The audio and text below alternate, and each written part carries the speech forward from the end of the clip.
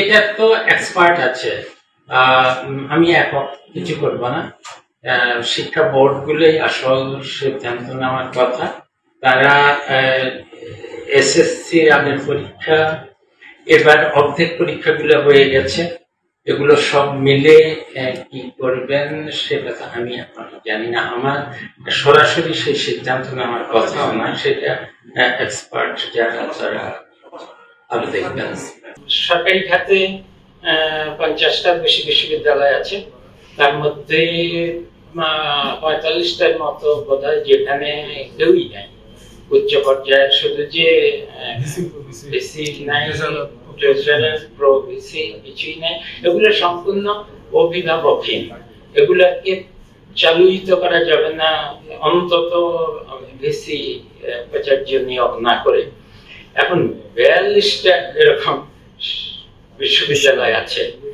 আগে যে সুবিধা ছিল সেটা হলো যে যখন যে দল থাকে সেই দলের তো লাল নীল শিক্ষকদের দল আছে, তারা একটা তালিকা করে সাথে সাথে দিয়ে দিতে পারেন, তার কোনো বিবেচনা নেই। তাদের তালিকার যেটা তাদের মন মতো কাজে, সেটাতে তথ্যের কোনো অভাব হতো না। সবচেয়ে খারাপ কথা এমন হতো, কিন্তু তথ্যের ঘাটতি ছিল না।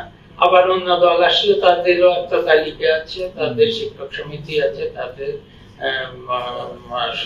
সংগঠন আছে, সেখান থেকে তালিকা তৈরি হতো, সেটা চলে আসতো। আমাদের ক্ষেত্রে তো আমি সেই সুযোগ পাচ্ছি না।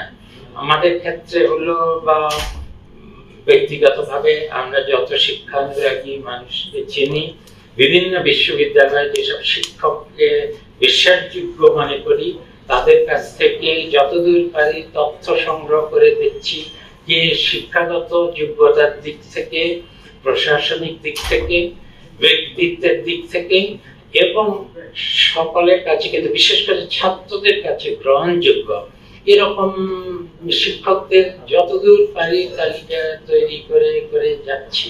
এরপর যত দ্রুত পারি অন্তত প্রধান বিশ্ববিদ্যালয়গুলো, ঢাকা বিশ্ববিদ্যালয়, বুয়েট বা জাহাঙ্গীরনগর বিশ্ববিদ্যালয়, চিটাগাং বিশ্ববিদ্যালয়, সিলেটের প্রযুক্তি বিশ্ববিদ্যালয়, রাজশাহী, এগুলোকেই আগে চেষ্টা করব সবচেয়ে তাড়াতাড়ি যাতে খুলে যেতে পারে।